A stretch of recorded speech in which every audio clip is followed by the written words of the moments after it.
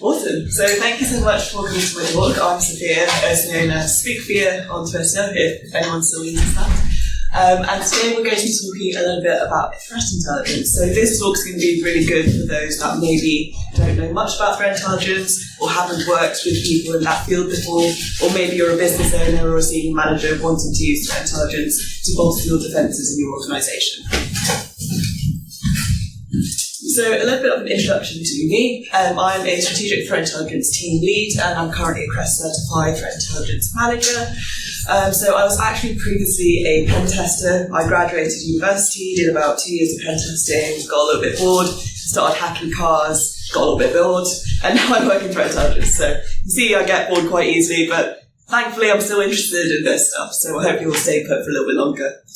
I'm also the admin for the Ladies of Cheltenham Hacking Society and Security Queen's co-founder. So LCHS are a non-for-profit technical meetup in Cheltenham, which is actually where I'm from, or where I live. I'm actually from Devon, so I keep trying to say that. I do deserve to be in this space, I feel. Cream before Jan. So I do actually live in Cheltenham. I admin the LCHS, and we just provide a space for women to meet up, upskill as well, or if they're interested in cybersecurity, trying to get a job in that industry too.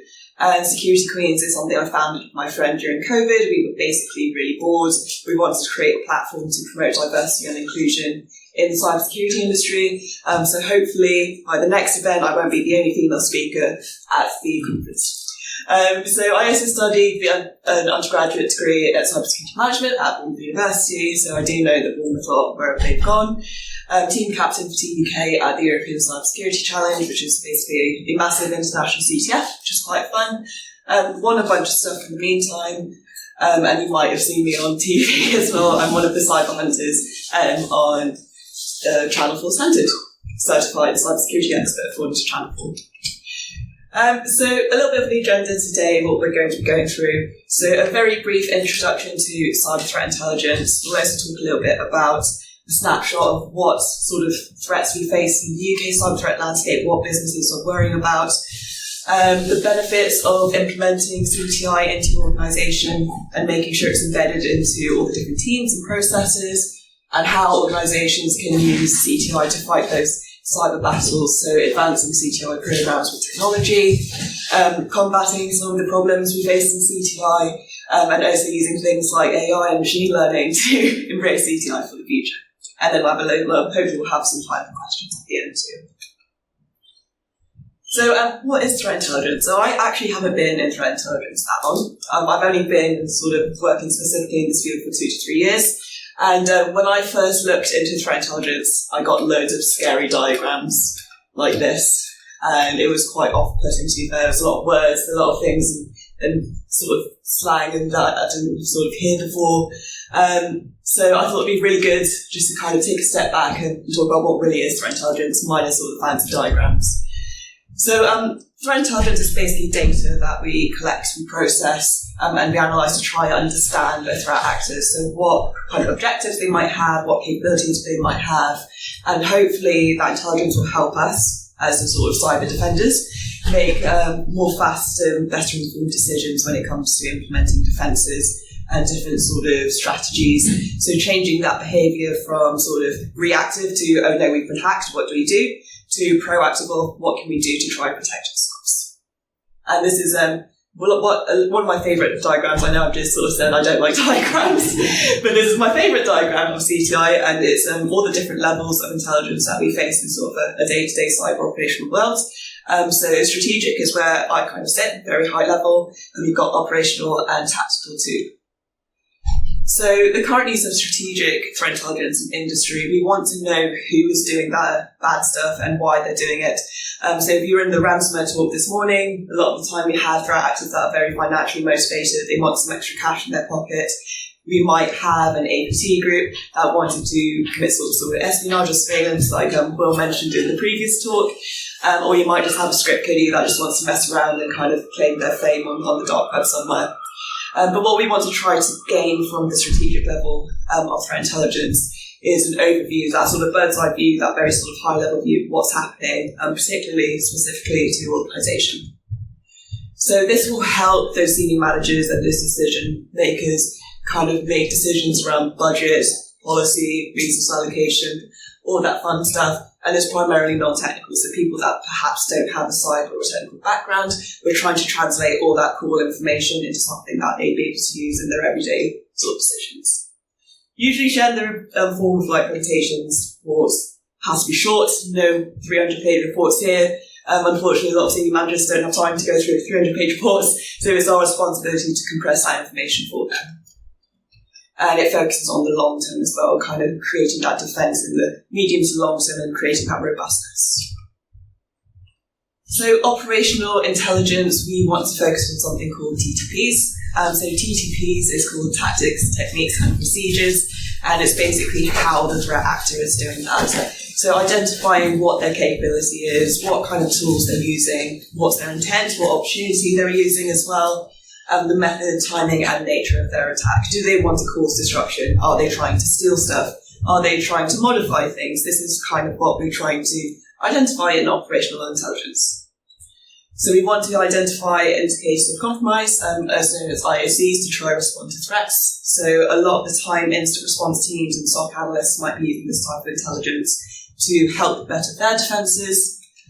And it's the key thing about this type of intelligence, it can help us attribute certain attacks and certain campaigns to threat actors to, again, try to make that defence and strategy a little bit more tailored to your organisational threat landscape.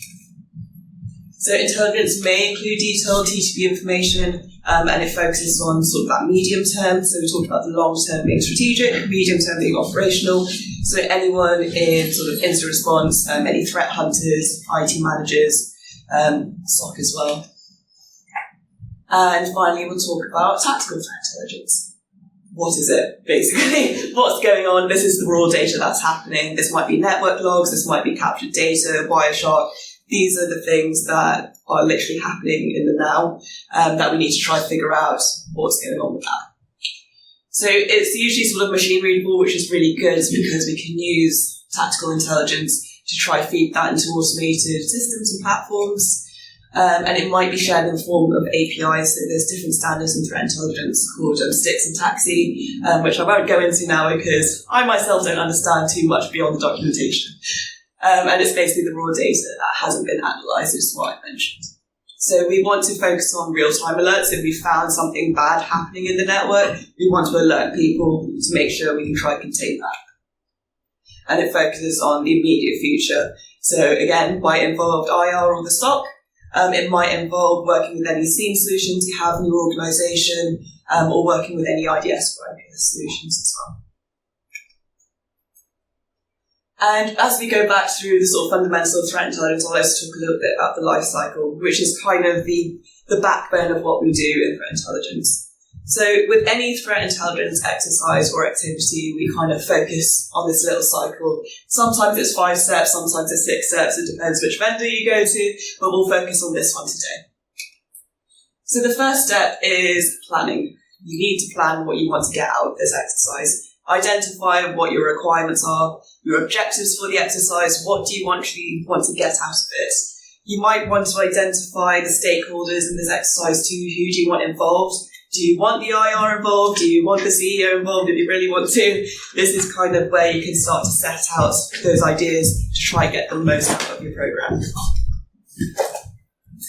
Data collection. So there is no intelligence without data. So you need to be able to capture that data. And this could either be from internal sources, so your own network logs. Perhaps you've captured something on email or a phishing campaign that you can analyse. Or it could be external sources such as news articles, white papers, automated feeds, or using open source intelligence as well. And now we've got to process the data. So we've got all this wonderful data floating around, but it's no good to us if we can't really analyse it and have a look at it. So by processing it, what we're trying to do is sort of trim it down from the raw data so we can get some actionable stuff out of it. This might be removing irrelevant information. So let's say we've downloaded a massive spreadsheet of network logs, but we're only interested in one IP address. We'll get rid of the rest. This might include getting rid of false positives, looking at that data, trying to extradite anything that we think might be valuable to our sort of strategy and our program. But basically, it's just making the data more manageable. A lot of the time, we're over-encumbered with data. We have too much of it, so it's good to try and get it down so we can have a closer look at it too. So analysis and production, once we have our nice sort of package ready to go data, we want to try and analyse it and extract that actionable intelligence. So what does this intelligence tell us? How can we use it to inform our sort of decisions and inform our future sort of behaviours? And then we want to produce it somehow for our stakeholders. So if we've identified our stakeholder being a CEO, he's not going to want a 200-page technical report. If we've identified it as the SOC, maybe they would just want a TI alert so they can just take that information and then put it into their defences. So this goes back to the first phase of the threat intelligence cycle, being as long as we've identified those requirements and we've met those requirements and we've included all those stakeholders, we should be good to go. And finally, it's no good if you don't tell anyone about all this wonderful work you've done. So if you've done all this wonderful work, you've made the reports, you've done the briefings, the presentations, just don't keep it on your desk, share it with them.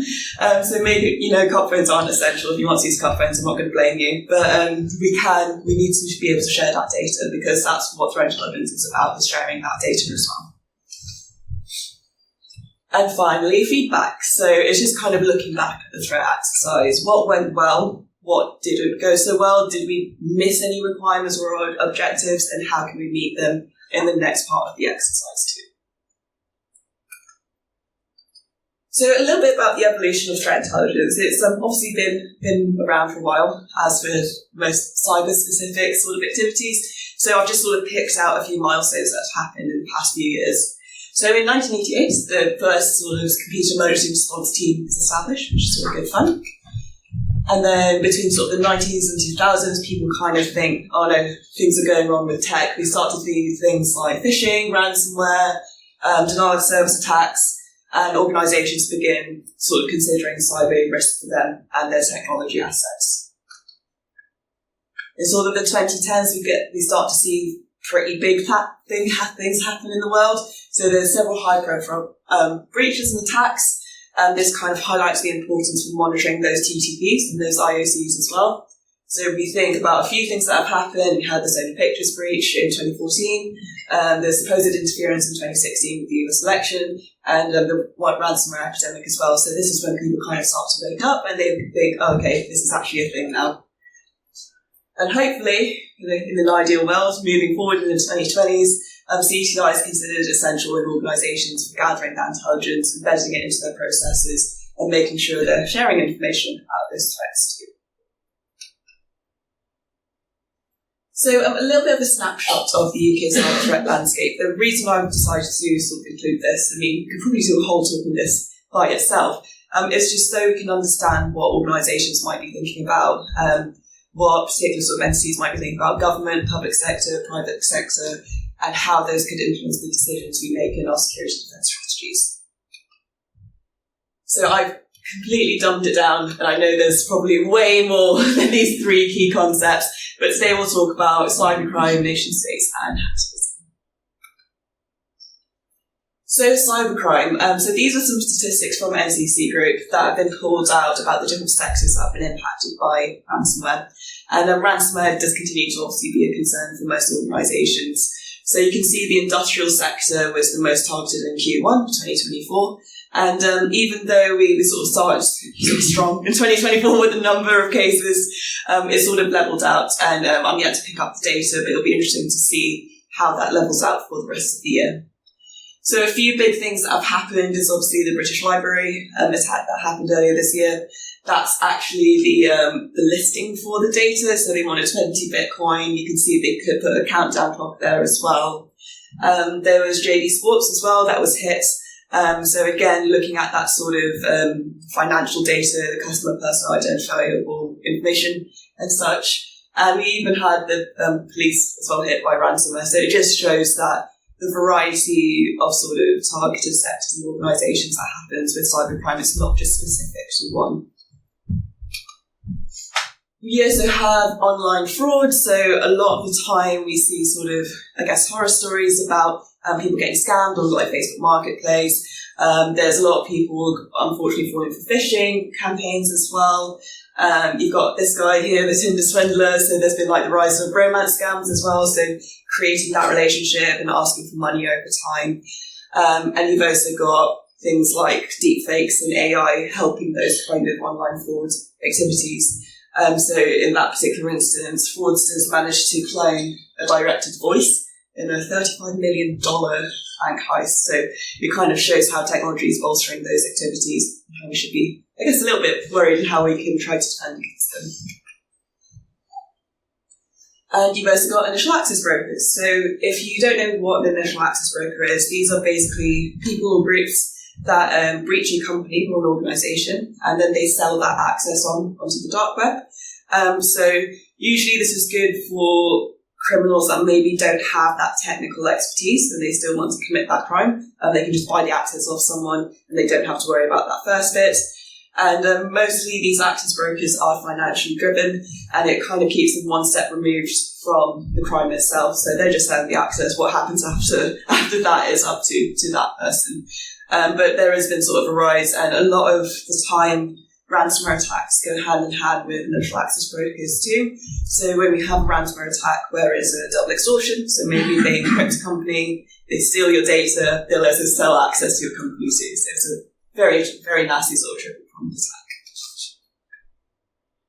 And then we'll talk a little bit about hacktivism. So hacktivism's obviously been a little bit on the rise, particularly with sort of geopolitical tensions going on in the world. So on the sort of right-hand side there, you can see a listing where there was a Russian nation state that was actually targeting hospitals in the UK, and they actually listed the victims they wanted to target.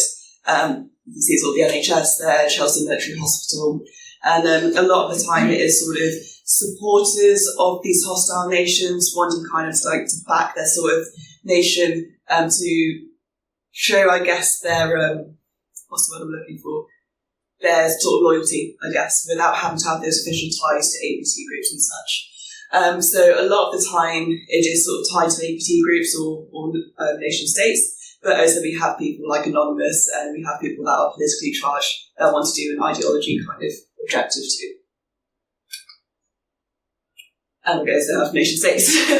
So nation states has obviously been a quite complex threat that we've had for a while. Again, particularly with the geopolitical tensions with Russia and Ukraine, and around sort of Israel as well. A lot of the nation states have been sort of stepping up and trying to kind of increase their activities there.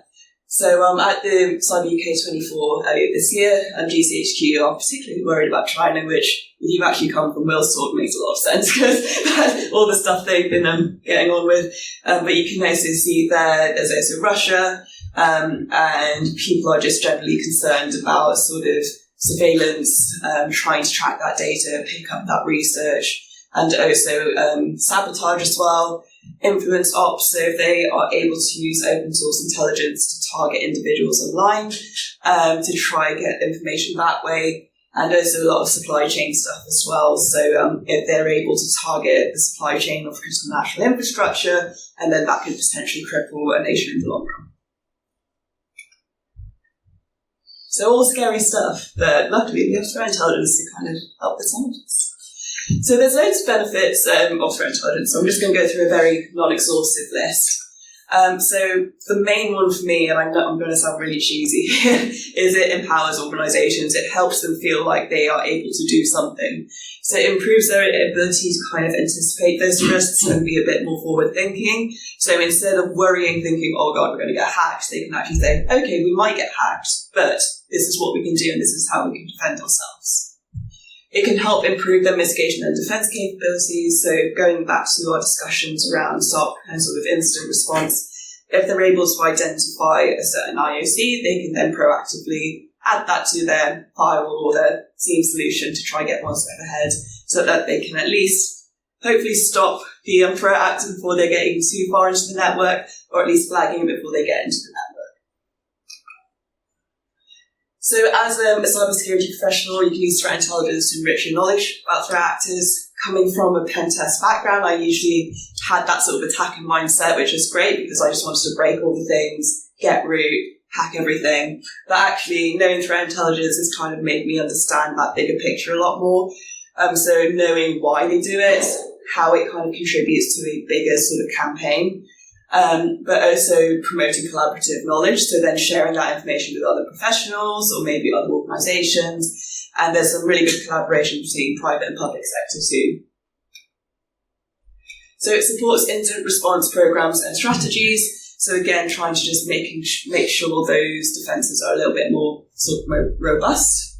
And it promotes a culture of continuous learning. So the threat landscape will never stay the same. Things are always happening. People are finding new 0 days. People are getting angry at different things. People are changing their motivations. I think every other day there's a new ransomware group. So it's always good to keep tabs on that and also make sure you sort of adapt that continuous learning and trying to keep informed of what's happening in the real world. It enables sort of in-depth threat analysis. So instead of looking at it from sort of like the tip of the iceberg, by looking at it as an in-depth sort of piece, you can understand that threat a little bit more. And hopefully by understanding that threat a little bit more, you can implement the correct strategies to deal with it. And I guess, arguably, fewer breaches, more money saved, maybe. So using threat intelligence with the long-term goal of saving costs. So if you can respond more efficiently to a threat, or if you can even stop that threat before it even reaches your organisation, you're saving that in the long run, in an ideal world. So I guess this is partially why some of you came here, is how can we integrate threat intelligence to fight those cyber battles? So we've talked a lot about SOC and incident response, and the reason I say this is it's so important to share that data and work with other teams in the organisation. Threat intelligence shouldn't be isolated to just the techies or just the threat intelligence team. It should be sort of shared and worked with everyone that would benefit from that. So I found this image and I can't remember where I found it from, so if anyone recognises it, please tell me so I can credit it, but I really liked it, so I'm going to keep it there. But this kind of shows the type of threat intelligence that flows through the SOC and what kind of things they can use. So you can see there's like source IP and destination IP, they can use for like firewalls, they can use IOC detection rules, they might use automated feeds. I've had instances where we could share alerts straight to the SOC team as well. But the most important thing is threat intelligence teams can help these teams, they can sort of empower these teams. So by triaging alerts and kind of ironing out those false positives, we're alleviating that pressure of the SOC, and we're also allowing them to do more with that intelligence too. So as I said, alerts can be issued for new adversary behaviours. So a lot of the time in threat intelligence, we spend a lot of time researching, going through, translating documents, trying to find information that we can sort of take forward. So a lot of that sort of hard work we can then just sort of package into something like CI alert, so then it can be easily used and recycled throughout the organisation. So types of IOCs might be a file name or a file hash, IP addresses or domain names that we know are attributed to the threat actor, or behavioural indicators such as unusual network traffic, or things like registered keys being changed. So there's usually a big pointer as well. So as well as that manual process, you can also use something called a threat intelligence platform that can be used to help, I guess, accumulate all those information and threats through a curated feed. So they'll be picking it up from loads of different sources and they're just sort of spitting it out into a feed for you. But most importantly, these can help these security teams detect and prevent these threats efficiently, hopefully minimising that damage to the organisation. So now we can talk about threat intelligence feeds. So a threat intelligence platform basically combines intelligence from different sources, different things. This could be from Twitter, this could be from social media, it could be from a news outlet, it could be from, I think the NCSC might have a feed that you can actually pull things from as well. So it just helps do all that kind of initial hard work, I guess, getting the information, and it just kind of curates it for you. So you can also ask these platforms and these feeds to help also generate those alerts as well. So again, alleviating some of that human sort of pressure, being able to do that. But the most important thing, it enables continuous flow because it's an automated feed. Even if you go to sleep, it's still capturing that data for you so you can sort of review it in the morning and see which ones best suit for your purposes. Tips can also be integrated in other sort of technologies like Steam solutions, and there's loads of benefits. So it makes sharing intelligence and data really easy. You can sort of allow access to that tip from all the different teams. It centrally collects that data, and there's some tips that can actually start analysing it for you. So it might pull out keywords, or if it sees an IOC across 3 different articles, it can group them for you, that kind of thing. It enables collaboration during incidents, so everyone panics during an incident. Everyone's kind of got, bigger things to worry about. But by having a tip, it allows that information sharing to be more sort of fluid and be more controlled in the sort of sign of chaos as well. So this is a really nice sort of way to describe it, is a feed can be really important kind of bolstering. So it won't be the be-all, end-all solution for threat intelligence, but it can help provide that constant stream of data about potential attacks, potential threats, to keep it going and flowing throughout an organisation. So this is actually an area that, funny enough, I were being, because I was a pen tester and now I'm threat intelligence, I do a lot of threat intelligence pen testing now. And this is really good with threat intelligence-led pen testing. It allows us to do sort of the pen testing, but even better, to emulate real-world adversaries. So intelligence-led testing essentially helps us leverage current threat intelligence about an organisation to mimic what an adversary potentially might do. And 2 tasks are achieved. So 1, we can threat profile from this activity. So we can use a CTI report and the threat model to then inform what kind of strategy the pen tester might do to try break into that organisation and target what kind of assets. So let's say we have a bank. We know they use this one mainframe and they rely on it for literally everything. We can take that information, tell that to the tester, and then they can target that exact mainframe to see what kind of damage a potential adversary could cause. It's tax strategy as well. So let's say we're really concerned about ransomware, as we all are, and we know that the groups use certain tooling or certain 0 days to try compromise an organisation. We can then use those tooling and those TTPs to attack the organisation to simulate a specific adversary or a specific campaign. So regular pen testing sort of doesn't really consider TI. It sort of, relies on standard frameworks. So if I was doing a web app, I'd probably just do OWASP top 10 as a minimum. And then I'd sort of play around to see if I can get into it anywhere else. And a lot of the time it focuses on sort of standard frameworks. So maybe an organisation or a consultancy focuses on a specific framework and they sell that on as a package. And unfortunately, it does also depend on tester efficacy. Someone fresh out of uni versus someone that's been doing pen testing for 20 years might have a slightly varying efficacy in how they might be able to breach an organisation or a web app or a network. But intelligence-led pen testing relies on TI output for every phase of that test. So for the recon phase, when you want to do some port scanning against a network, we might use a specific tool or a specific method to do that, emulate an adversary. When we look into targeting someone, we might use a specific social engineering attack that we know a nation state uses, that kind of thing. So all of this TI is fed into that assessment, and the whole sort of objective of that is to try align it and be more tailored to that specific organisation and the threats that they are facing. So the real good benefits of this, it kind of tries to realign it with more real-world attack scenarios. It allows the organisation to have good adversary perception as well.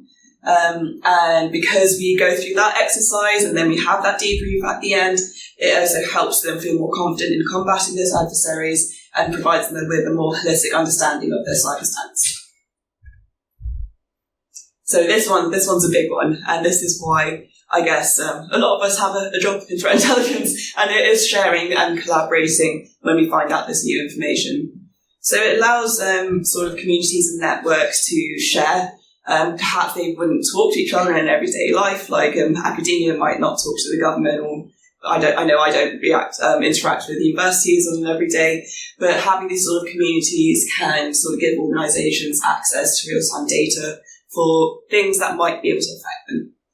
So there's a little graph at the bottom there that shows the different information sharing and analysis centres for different sectors. So these are sort of centres that focus on very industry-specific things. So I know automotive has one, and they only sort of focus on automotive threats. I know financial has one, and they focus on financial threats and that kind of thing. So it allows people that have sort of, I guess, like-minded worries, is that a thing? To kind of meet in a room and brainstorm and share that information. If an organisation's been breached, they can sort of share, oh, they targeted our very specific financial software. We can then pass that on to other banks, so hopefully they can defend themselves too. And I don't know much about threat hunting. There are probably loads more people out there that do know about it, but it is just an activity that is sort of bolstered by threat intelligence. So threat hunting is essentially the proactive and iterative identification of threats in a network. So you're going out into that network trying to find sort of bad things or dodgy things that are happening. And there's loads of ways. Not me to do that. There's loads of ways that we can sort of implement that. So we can help them collect the data, or a lot of the hypotheses we face in threat intelligence, we want to try avoid bias. So again, having that brainstorming session with the threat hunters to try inform different sort of decisions, identifying those threats and neutralising those threats based on current trends as well. That can help threat hunting activities. And how can we advance threat intelligence with technology? So I have to say it. That machine learning and AI isn't really a tech conference if I don't mention AI. But in all seriousness, AI can actually be really beneficial for threat intelligence, particularly with improving CTI analytics. So a lot of the time we have way too much data, like I mentioned, and we can use AI or machine learning to help improve those analytics and reduce sort of human error. So using both supervised and unsupervised AI models, we can look at the different responses and the different outputs from that, and it just speeds things up a little bit. So rather than me sitting in a room for 12 hours going through spreadsheets, we can then set up a sort of process to help streamline that a little bit. As I mentioned, bias is a huge thing. Humans have feelings, we have our opinions, but unfortunately that can affect the analytics a lot of the time. So we can use AI and machine learning to reduce that. Predictive analytics as well, so using helping these models sort of learn what could happen in sort of analysing what we think might be beneficial to us. Reducing false positives and human error. Like I said, we have way too much data, and it'll be good if we can use this kind of technology to identify patterns that maybe the human eye can't identify. Automated processes, so if we give sort of the AI model all this data, they're able to just extract all of the relevant and actionable intelligence and then make it to alert for us. That would save a lot of time. And it also can improve information sharing. So again, highlighting what is beneficial to share.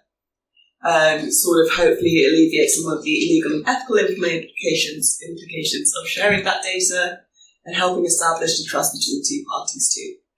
So this is a really lovely sort of diagram that I managed to find during my research on how AI can kind of aid the different steps of the life cycle that we talked about earlier. So we can use it for collection, we can use it for, I think the biggest one for me would be the processing, just parsing and kind of going through that data. I really feel like that would really benefit. Analysing, dissemination, so giving like a customer profile, a stakeholder profile to generate the right sort of products by the end of it, and then using things like detection to hopefully tailor those future strategies and events too. So just like everything in cyber, we have challenges. And there are a few challenges we do have with threat intelligence. So the one thing being, things are always changing. And actually, this is probably why I say the threat intelligence, because I get bored really easily. So it's good things are always changing, because I'm always learning and I'm always doing something different.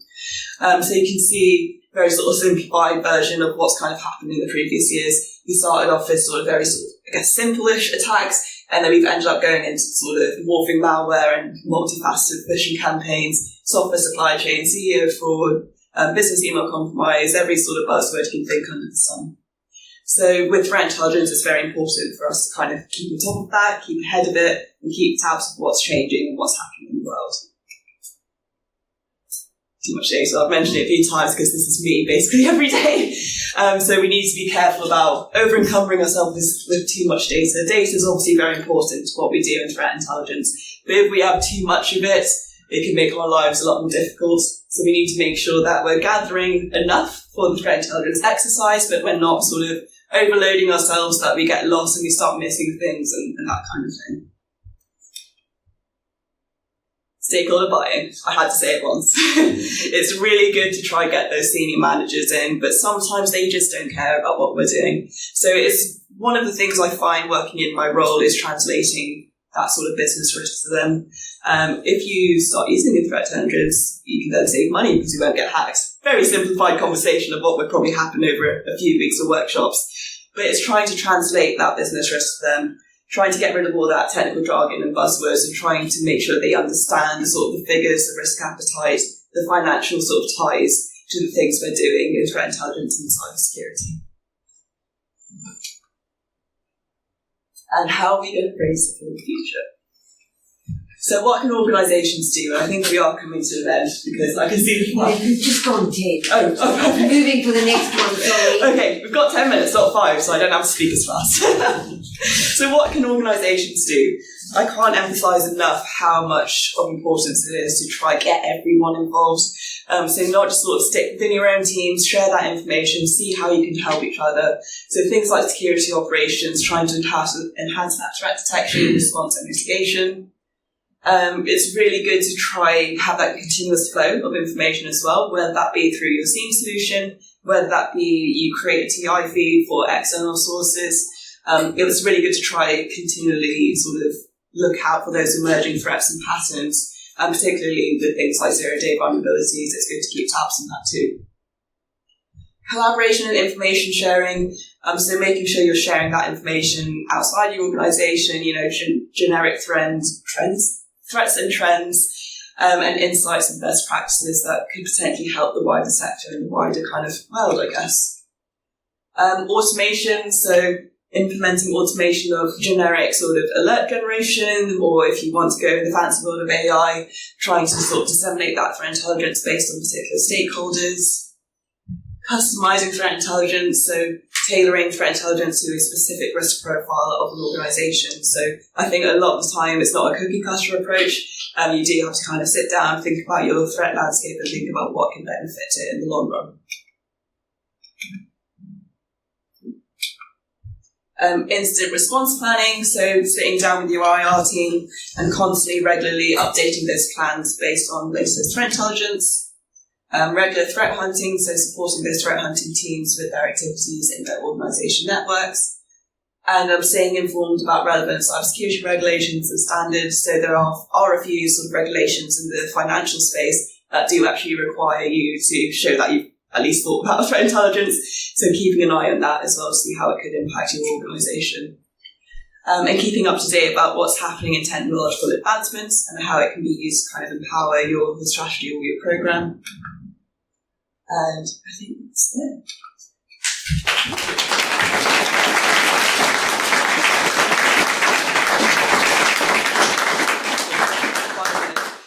So we've got 5 minutes. If you do run out of time, please feel free to reach out. So that's Twitter, X, whatever you want to call it, my LinkedIn as well. And also, please check out Ladies Hacking Society. We do have chapters all over the UK, not just in Cheltenham. And please check out Security Commute as well for some really fun, accessible, meaty content around cybersecurity. If not, we've got 5 minutes to take into questions. Yes? 2 things. Yeah. A, fantastic. Absolutely loved it. And next one. When it comes to cyber threat intelligence, one of the things that I personally experienced is there's so much data, and a lot of it is like really outdated. It's like 2-3 years old. What would you say is the sort of like time frame / life cycle of how long things should be considered relevant? Yeah. I know that's really a loaded question. It is quite. I'm sorry. No, that's absolutely fine. So the question was, is there sort of a time scale around the relevance of information, how we sort of use that going forward with threat intelligence? And I think it's very dependent on the organisation and what you're trying to sort of achieve with that exercise. So if you're trying to achieve, maybe you want to understand a generic trend over the last 10 years, obviously information 10 years ago would still be relevant to that. Yeah. But if you're more concerned about staying up to date with ransomware actors and being more sort of defensive against them, then ransomware actors change their tactics all the time. Yeah. So it might be useful to, cap it a little bit closer. It's really hard to put a definitive sort of date or shelf life on data. I think it's really dependent on the objective and the requirements of your program. I mean, obviously, up-to-date data is more valuable than something maybe 2 or 3 years ago because people change things all the time. But again, I think it's very dependent on what you're trying to achieve. Yes? As one of the senior stakeholders, you have to drag kicking and screaming to the table. You gave a very long list of what the company could do. Yeah. That is well beyond the resources for your organisation. Yeah. What would you prioritize? So again, I think it's very dependent on the type of organisation and the risk appetite and the objectives they have.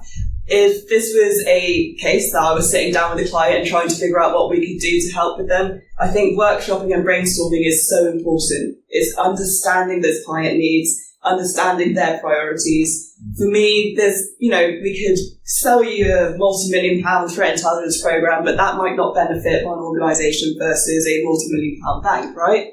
So it's really important to sit down and understand that.